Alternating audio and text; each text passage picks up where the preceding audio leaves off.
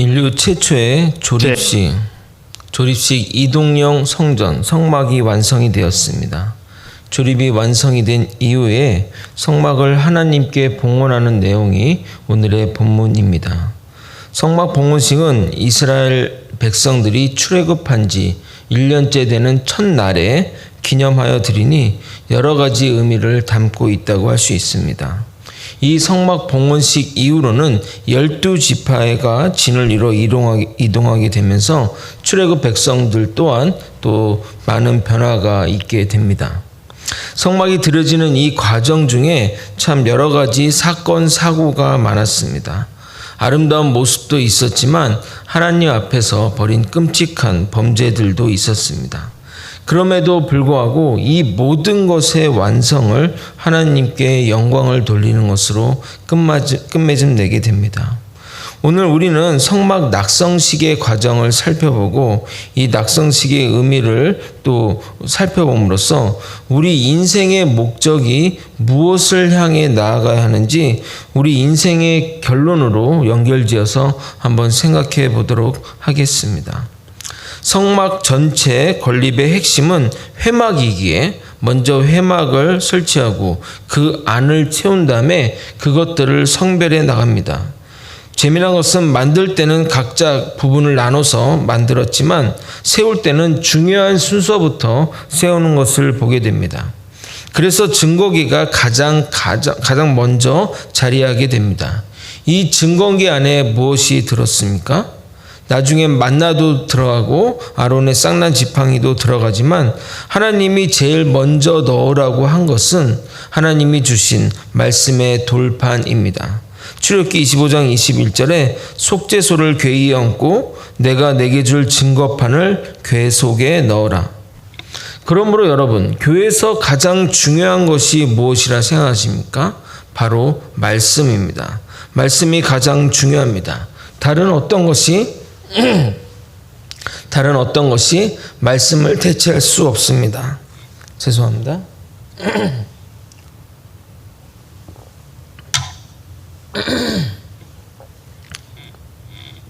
증거계 안에 증거판을 대체할 수 없는 것처럼 말입니다.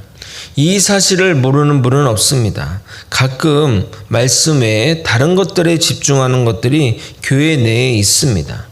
우리 거제 소망교회는 가장 말씀을 가장 중심에 두고 사역하는 교회가 되길 소망합니다.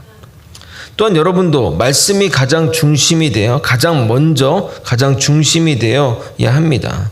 봉사도 헌신도 알고 보면 다 부차적인 겁니다. 말씀을 듣는 것에 최우선 하시길 소망합니다. 1절부터 16절까지는 총괄적으로 하나님이 명하신 대로 행하였음을 기록한 다음에 17절부터 33절까지는 다시 한번 그 각 부분을 세부적으로 밝힘으로써 이중적인 강조를 하고 있습니다. 그런데 반복적으로 언급되는 표현들이 있습니다. 마치 노래의 후렴구처럼 반복해서 언급하고 있습니다. 16절을 보게 되면 모세가 그같이 행하되 곧 여호와께서 자기에게 명령하신 대로 그 다 행하였더라. 또 19절, 21절, 23절, 25절, 27절, 29절, 32절에 동일하게 이렇게 반복하고 있습니다. 여호와께서 모세에게 행하신 대로 되니라. 이것이 의미하는 것은 하나님의 임재의 상징인 성막의 각 부분은 인간의 생각과 노력과 재능으로 만들어지는 것이 아니라 하나님이 절대적인 주권을 가지시고 단독으로 행하시는 사역임을 상징하는 것을 보여주는 것이며 이로 인해 하나님의 절대성을 강조하고 계시는 겁니다. 더불어 우리에게는 절대적인 순종을 강조하시고 있습니다. 그러므로 우리는 저 문장을 이렇게 읽어야 됩니다. 하나님이 명령하신 대로 우리는 순종하니라 라고 말입니다. 하나님이 우리와 동행하기를 원하는 모든 자는 순종으로 나아가야 합니다. 이렇게 순종을 하자 하나님의 영광이 온 해막과 거하는 모든 곳에 가득 차게 됩니다. 33절부터 35절까지 한번 읽어보도록 하겠습니다. 같이 한번 읽겠습니다. 그는 또 성막과 제단 주위뜰에 포장을 치고 뜰문에 휘장을 다니라. 모세가 이같이 역사를 마치니 구름이 회막에 덮이고 여호와의 영광이 성막에 충만하매 모세가 회막에 들어갈 수 없었으니 이는 구름이 회막 위에 덮이고 여호와의 영광이 성막에 충만함이었으며 하나님의 영광이 성막 안에 가득하여 모세는 회막에 들어갈 필요가 없었던 겁니다. 우리의 인생이 이렇게 되었으면 얼마나 행복하겠습니까? 하나님의 영광이 가득 찬 인생, 정말 축복과 은혜가 넘치는 삶이 아니겠습니까? 이것이 출애굽기의 결말이자 우리 인생의 목적과 결말인 것입니다. 성막 건립의 궁극적인 목적은 하나님의 영광입니다. 하나님의 임재로 우리의 삶이 하나님의 영광으로 채워지고 우리는 주님께 영광만 올려드리는 일이 되는 것입니다. 다윗의 시편을 보면 공통적인 특징들이 있습니다. 하나님께 찬송을 하기도 하고 또 하나님께 자신의 감정, 원망과 불만을 내어놓다가도 결론은 하나님께 찬양하고 경배하는 내용으로 마무리되어집니다. 왜 아까는 그렇게 불평하고 원망했는지, 근데 왜 다시 하나님께 찬양과 경배를 올려드는지 중간 설명은 다 없고 그냥 자기의 원함과 바람과 이런 것들 쭉 얘기다. 그 끝에 하나님 영광 받으시옵소서 마지막 찬양을 영광을 하나님께 올려드립니다. 그러니까 다윗은 무엇으로 시작했든지 결론은 하나님의 영광으로 돌려드린다는 겁니다. 우리도 다윗처럼 모든 삶도 주님께 영광을 돌리는 삶으로 나아가야 하는 것입니다. 왜냐하면 우리의 창조된 목적이 하나님께 찬양하고 영광을 돌려드리기 위해서이기 때문입니다. 이사야서 43장 21절을 읽어드리도록 하겠습니다. 이 백성은 내가 나를 위하여 지었나니 나를 찬송하게 하려 함이니라. 그러나 이 말씀을 이렇게 좀 삐딱하게 보는 사람들이 있습니다. 아니 우리가 무슨 기쁨조야? 하나님께 찬송하기에 만들어진 존재냐며 불만 아닌 불만을 내놓는 사람들이 있습니다. 그러나 우리의 찬송의 근거는 하나님의 은혜입니다. 밑도 끝도 없이 행하는 찬송이 아닙니다. 우리에게 베푸신 은혜를 아는 자들은 찬송으로 나아가야 됩니다. 하나님이 우리를 위해 모든 일을 심지어 죄악까지 감당하셨습니다.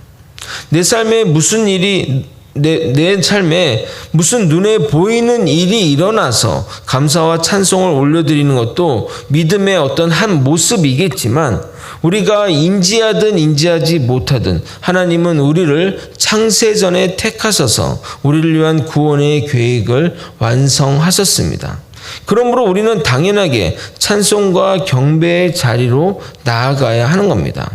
마치 우리 부모님이 나를 낳으시고 나를 키우셨어서 그 자체만으로 그 부모님에게 감사해야 하는 것처럼 말입니다. 나중에 우리 부모가 돈이나 땅을 줘서 감사해야 하는 것이 아니고 말입니다. 우리가 인지하기 전부터 우리 부모님은 우리를 위해 많은 헌신을 하셨습니다. 우리 하나님도 그렇습니다. 하나님은 창세 전부터 우리를 향해 계획하시고 우리를 향해 은혜를 베푸셨습니다. 에베소서 1장 4절에서 6절을 읽어드리도록 하겠습니다. 곧 창세 전에 그리스도 안에서 우리를 택하사 우리로 사랑 안에서 그 앞에 거룩하고 흠이 없게 하시려고 그 기쁘신 뜻대로 우리를 예정하사 예수 그리스도로 말미암아 자기의 아들들이 되게 하셨으니 이는 그가 사랑하는 자 안에서 우리에게 거저 주시는 바 그의 은혜의 영광을 찬송하게 하려는 것이라. 아멘. 설명 안 드려도 무슨 말인지 아시겠죠? 창세전부터 계획하셔서 우리의 모든 계획들을 이루셨고 그것을 통해 하나님께 영광을 돌리고 찬양하는 그런 것들이 그런 내용을 담고 있습니다. 여러분, 이렇게 우리가 찬양과 경배와 또 영광을 올려드림의 결과가 있습니다.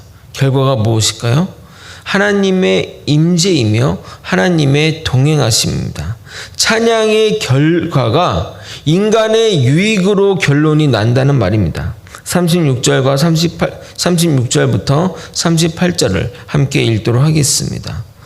구름이 성막 위에 떠오를 때는 이스라엘 자손이 그 모든 행진하는 길에 앞으로 나아갔고, 구름이 떠오르지 않을 때에는 떠오르는 날까지 나아가지 아니하였으며, 낮에는 여호와의 구름이 성막 위에 있고 밤에는 불이 그 구름 가운데 있음을 이스라엘 온 족속이 그 모든 행진하는 길에서 그들의 눈으로 보았더라. 아멘. 하나님의 임재의 도구인 구름기둥과 불기둥으로 지켜주었으며, 그 구름기둥과 불기둥이 이스라엘 광야길에 광야 같은 인생길을 걸어갈 수 있었던 겁니다.